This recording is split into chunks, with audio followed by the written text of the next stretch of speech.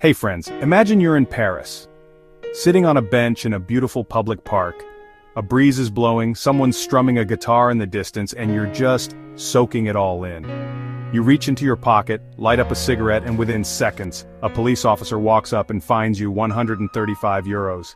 That's not a scene from some Orwellian dystopia. It's France, in 2025. This year, the French government made a bold decision. A nationwide ban on smoking in all public parks, beaches, forests, and near bus stops. And the country? It's divided. Some call it the end of liberté.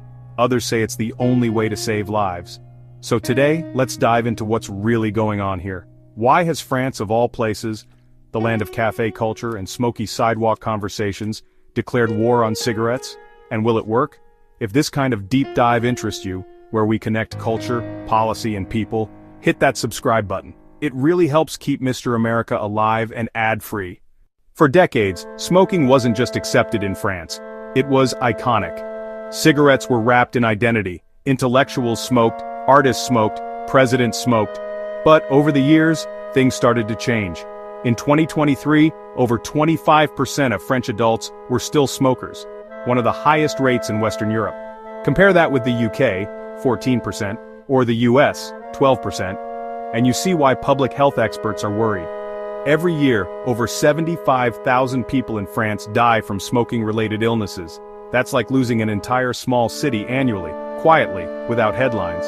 And yet, progress has been painfully slow.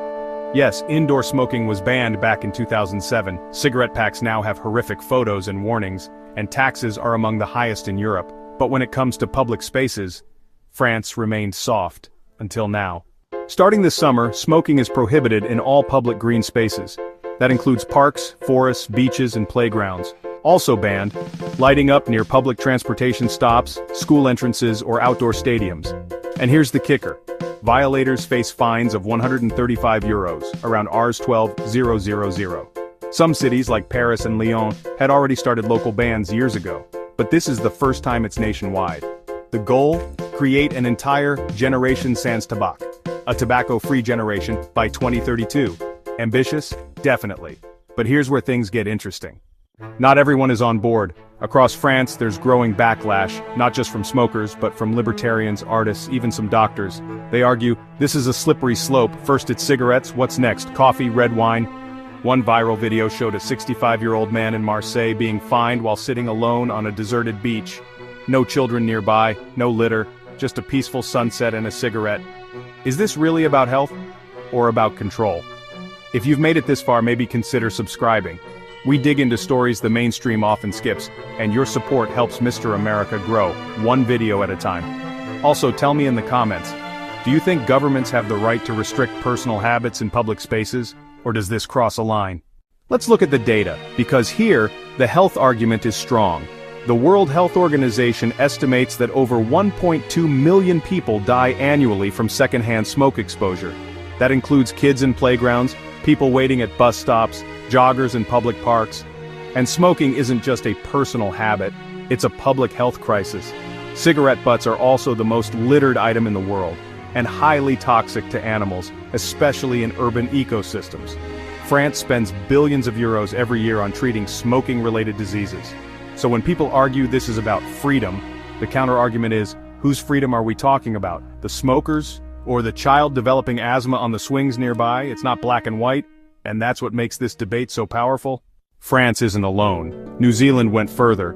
They tried a lifetime ban on tobacco for people born after 2009, though this was reversed by a new government in 2024. Singapore already has strict no-smoking zones everywhere, and people actually comply. In Japan, smoking is allowed in designated areas only, with separate indoor smoking rooms even in airports. Globally, we're seeing a shift, from smoking allowed unless banned, to smoking banned unless allowed. France is just the latest, but perhaps the boldest, to join this movement. Here's the million-euro question. Do these bans actually help reduce smoking? Early studies say yes, but only when combined with education and support.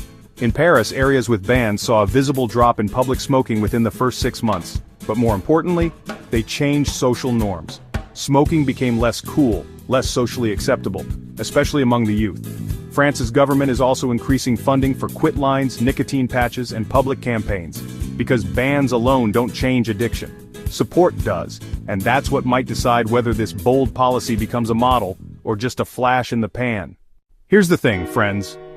This isn't just about cigarettes. It's about the line between individual choice and collective responsibility. It's about how much control a society should have over personal habits, especially when those habits hurt others. And it's about how much we're willing to give up, not for punishment but for protection. France's smoking ban is more than a law. It's a test of values. And maybe, just maybe, it's a chance to reimagine what public spaces could feel like. Cleaner, healthier, more breathable for everyone. But what do you think? Should India, or your country, consider something similar? Or is this just another government overreach? Let's talk in the comments. I read everyone. And hey, if you found this thought-provoking, do consider subscribing to Mr. America. We've got more stories coming that you won't want to miss. Take care, breathe easy, and I'll see you in the next one.